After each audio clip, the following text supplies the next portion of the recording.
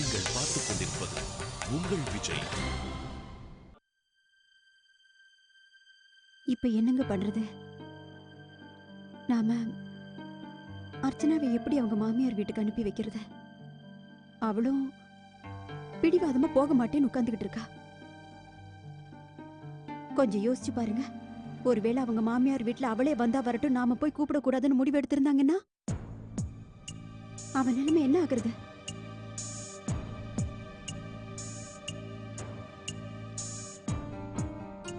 மாப்பிள்ள வந்து அர்ச்சனாவை கூட்டிட்டு போறாரோ இல்லையோ, அது ஒரு பக்கம் இருக்கட்டும். எல்லாரும் நான் சொல்றத கொஞ்சம் கேளுங்க. நாமளே அர்ச்சனாவை அவ வீட்டுக்கு அனுப்பி வச்சிடலாம். காலம் இன்னும் கடந்து போச்சுன்னா அவங்களுக்கு இடையில இருக்கிற விரிசல் பெருசாயிடும். அப்புறம் எல்லாமே கைமீறி போயிடும்.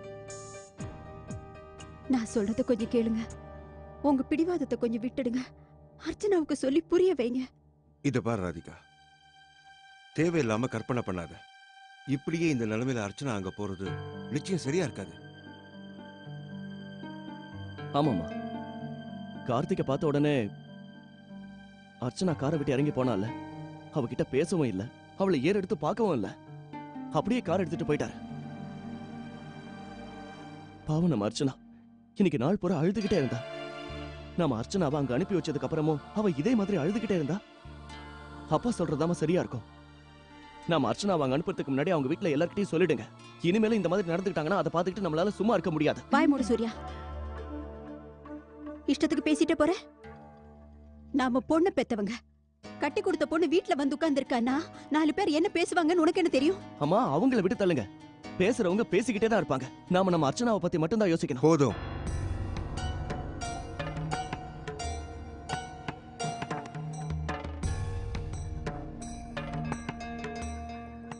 இனிமே இந்த வீட்டுல இந்த வாக்குவாதம் வேண்டாம். இப்படி பேசினா அதுக்கு முடிவே இல்லை.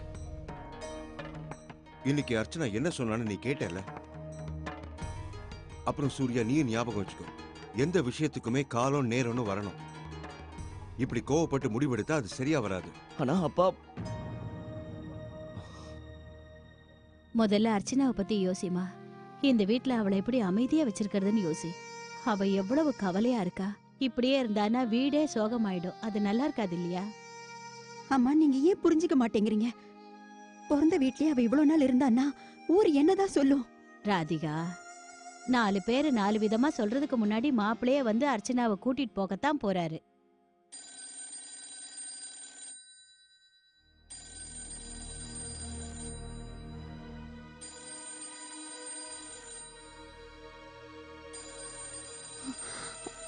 நான் போய் பார்க்கறேன். ஹலோ,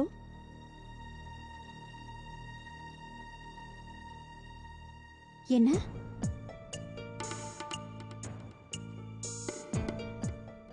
அப்படியா? சரி, நான் வச்சிடுறேன். சரி, வச்சிருங்க.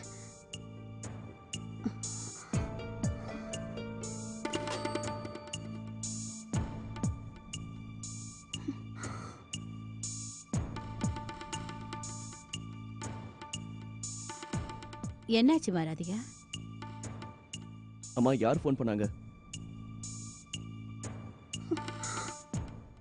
அம்மா வராங்களா? என்ன?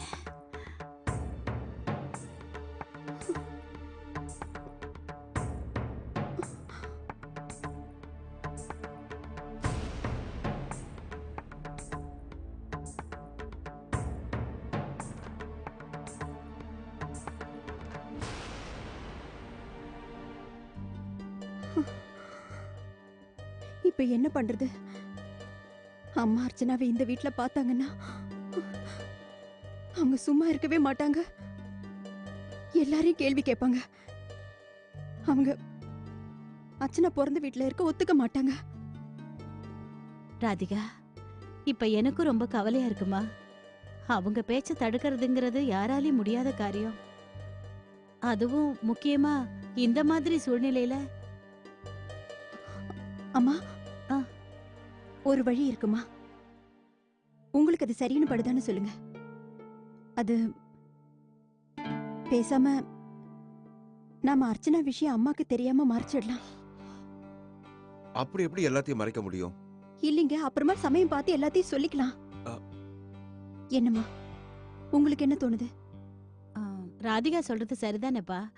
ஏன்னா இப்போதைக்கு யார்கிட்டயும் எதையும் சொல்ல வேண்டியதில்ல.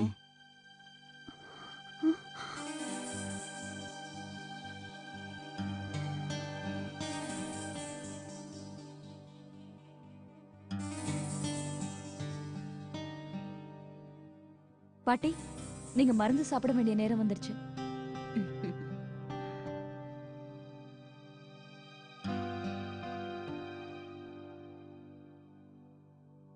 என்னாச்சு?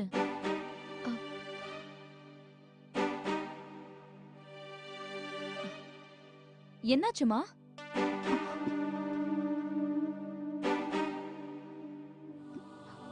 அது பாட்டி வராங்க. அப்படியா?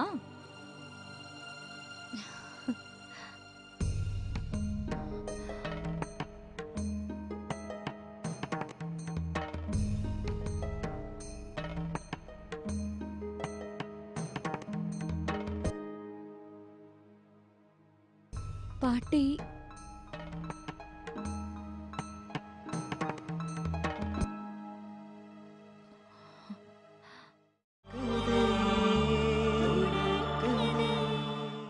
நீங்கள் பார்த்துக் கொண்டிருப்பது உங்கள் விஜய்.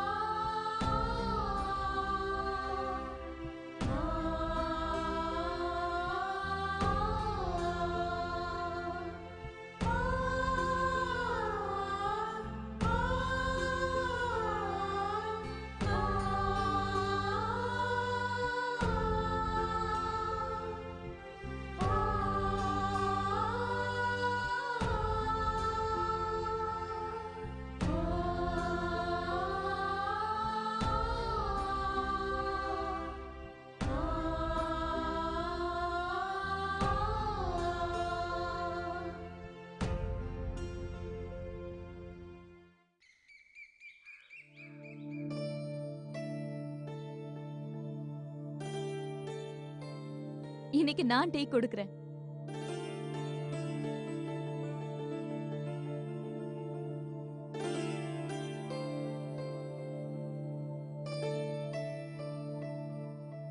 ரொம்ப நாள் கழிச்சு இன்னைக்கு என் பொண்ணு கையால டீ சாப்பிடுற பாக்கியம் கிடைச்சிருக்க.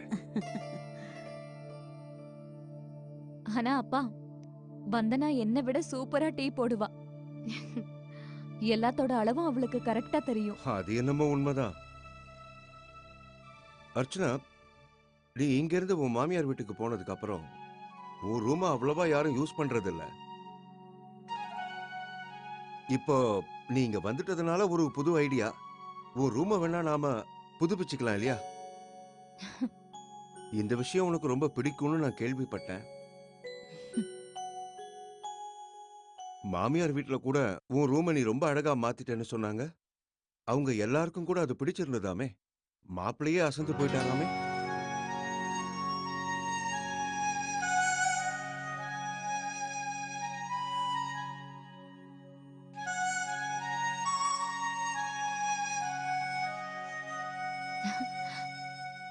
ஆமாப்பா, அவருக்கு என்னோட டெக்கரேஷன்ஸ் ரொம்ப பிடிச்சிருந்தது.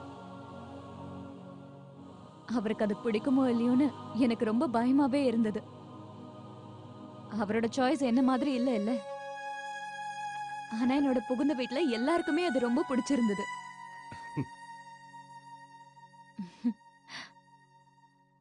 அப்புறம் நான் உங்க எல்லார்கிட்டயும் ஒன்னு சொல்ல விரும்புறேன்.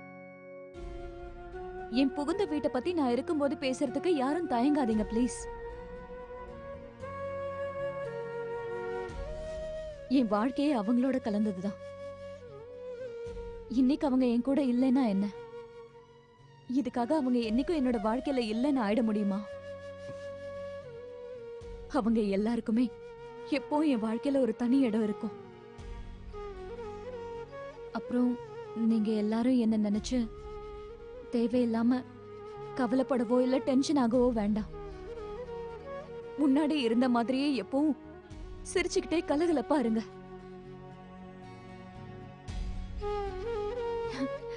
என்ன மாறி இருக்க?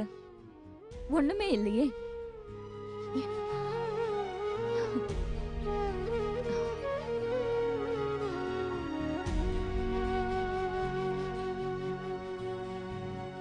நம்ம அர்ச்சனா எவ்வளவு பக்குவமா பேசுறா பாத்தியா? ம். சரி, ஆபீஸ்க்கு நேரமாகுது. புறப்படுறோம்.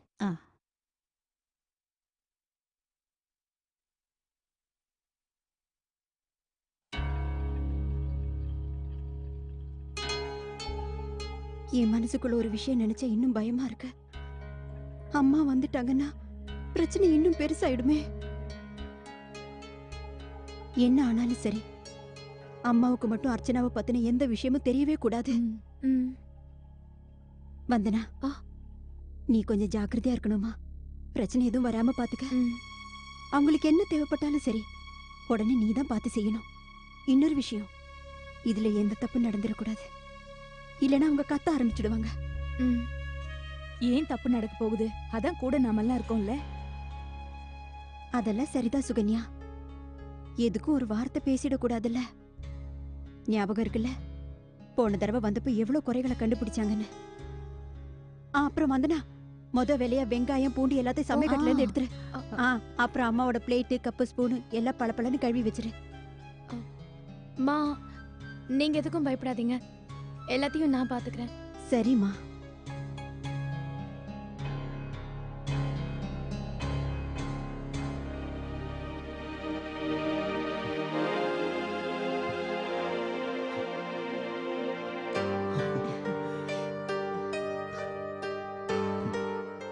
மோகன், இன்னைக்கு லஞ்சுக்கு உனக்கு பிடிச்ச பூரியும் உருளைக்கிழங்கும் பண்ணிருக்கேன். கூடவே டிஃபன் பாக்ஸ்ல பன்னீர் மசாலாவும் வச்சிருக்கேன். மிச்சம் வைக்காம சாப்பிடணும். ரொம்ப கஷ்டப்பட்டு வேலை செய்யறல்ல. என்னம்மா கவனிப்பெல்லாம் தூக்கலா இருக்கு? உனக்கு என்னடா தெரியும்? ஒரு தாய்க்கு தான் பிள்ளைக்கு சமைச்சு போடுறதை விட வேற சந்தோஷம் என்ன இருக்க முடியும்? வேற எதுலயும் எனக்கு இந்த சந்தோஷம் கிடைக்காது. எனக்கு தெரியும், உன் மனசுக்குள்ள எந்நேரமும் நந்தினியை பத்தியே நினைச்சு கவலைப்பட்டுக்கிட்டு இருக்க. அதனாலதான் நான் அவங்கள போய் பார்த்து என் பையனுக்கு உங்க பொண்ணை கொடுங்கன்னு கேட்டேன். யார்கிட்ட பேசுனீங்க? நந்தினியோட அம்மா கிட்டயும் அவளோட சித்தி கிட்டயும் தான். அவங்க வீட்டுக்கு போனீங்களா? இல்ல, நேத்து மார்க்கெட்ல நான் அவங்கள பார்த்தேன்.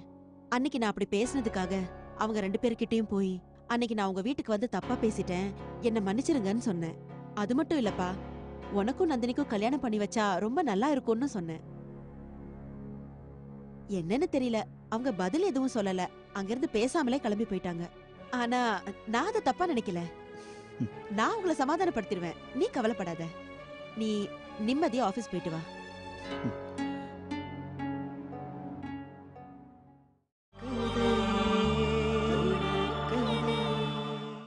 நீங்கள் பார்த்துக் கொண்டிருப்பது உங்கள் விஜய். எனக்கு ரொம்ப பயமா இருக்கு. பாட்டிய பார்த்த உடனே என் கை காலம் நடுங்க ஆரம்பிச்சிடும். எப்படி பார்த்தாலும் ஏதாவது தப்பு நடந்துரும்.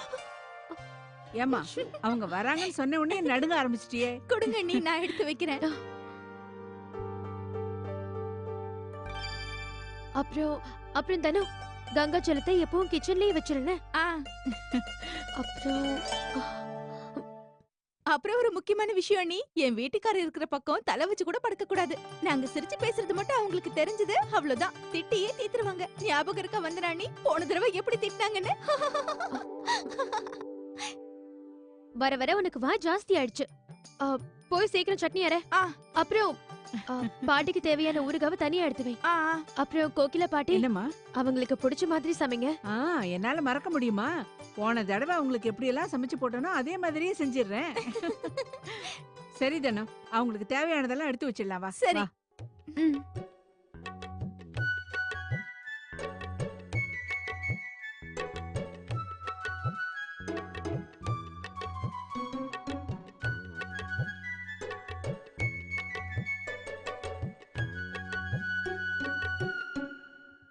நீ இங்கேதான் இருக்கியா? உன்னை எங்கெல்லாம் தேடிட்டு இருக்கேன் தெரியுமா? சூர்யா, விளையாடுனது போதும். ஞாபகம் இல்லையா? பாட்டி வராங்க. அதுக்கு போன தடவை வாங்கின திட்டெல்லாம் மறந்துருச்சா? இனிமே இந்த மாதிரி எல்லாம் பண்ணக்கூடாது. இப்பல இருந்து நீங்க ஒழுங்கா இருக்கணும். ஆ, நீ சொல்றதும் சரிதான். சூர்யா, ஆ. எனக்கு ரொம்ப பயமா இருக்கு. நான் எந்த தப்பும் பண்ணிடக்கூடாது. எனக்கு முழு நம்பிக்கை இருக்கு. நீ எல்லாத்தையும் சமாளிச்சிடுவ.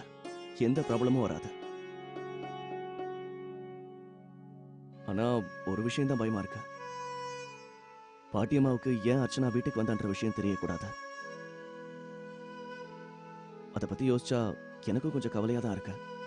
பாட்டியம்மா அர்ச்சனாவையோ இல்ல மத்தவங்களை திட்டுறதையோ என்னால தாங்கிக்கவே முடியாது. நாம அவங்களை எதிர்த்து பேசவும் முடியாது.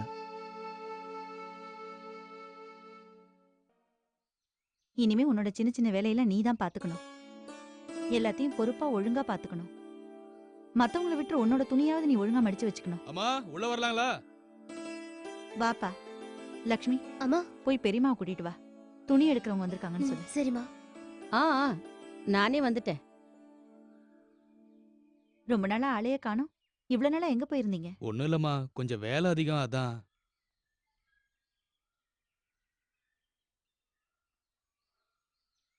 அம்மா, ஏன் ரெட் Dress காணுமே? லாண்டரிக்கு தானே கொடுத்தீங்க. நீங்க துவைக்க கொடுத்துருக்க மாட்டீங்கம்மா, அதான் இதுல இல்ல. கொடுத்துருக்க மாட்டான்னு எப்படி சொல்ற? அட, உங்க பெரியப்பாவோட குர்தா கூட இல்லைன்னு நினைக்கிறேன். நல்லா செக் பண்ணி பாரு லக்ஷ்மி. மறுபடியும் நீ துணியை தொலைக்க ஆரம்பிச்சிட்டியா? இத பாருங்க பெரியம்மா, தயவு செஞ்சு என்ன நம்புங்க. 12 துணி கொடுத்தீங்க, 12 துணியை எடுத்துட்டு வந்துட்டேன். அப்ப லக்ஷ்மியோட Dress என்னாச்சு? பெரியவரோட குர்தா என்னாச்சு? முதல்ல நீ இந்த மாதிரி தொலைக்கிற வேலையெல்லாம் விட்டுடு. உங்க மருமகளை கூப்பிடுங்கம்மா. நான் எத்தனை துணி எடுத்துட்டு போனேன்னு அவங்க எழுதி வச்சிருப்பாங்க. அவங்க கர்ச்சீப் கூட விடாம எழுதுவாங்க. கூப்பிடுங்கம்மா, அவங்களுக்கு தெரியும் நீங்க எத்தனை துணி கொடுத்தீங்கன்னு. அது எங்க மருமக கோவிலுக்கு போயிருக்காங்க. அப்படியா? சரி, அவங்க கணக்கு போக்க நீங்களே எடுத்து பாருங்கம்மா. அவ வந்த உடனே அதை பாத்துக்கலாம். லக்ஷ்மி, துணி எடுத்து கொடுமா.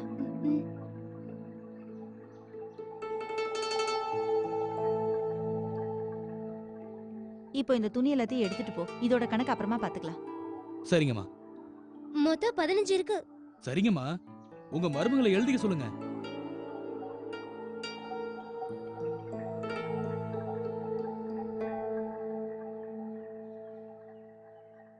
நான் கிளம்புறேம்மா. வரமா?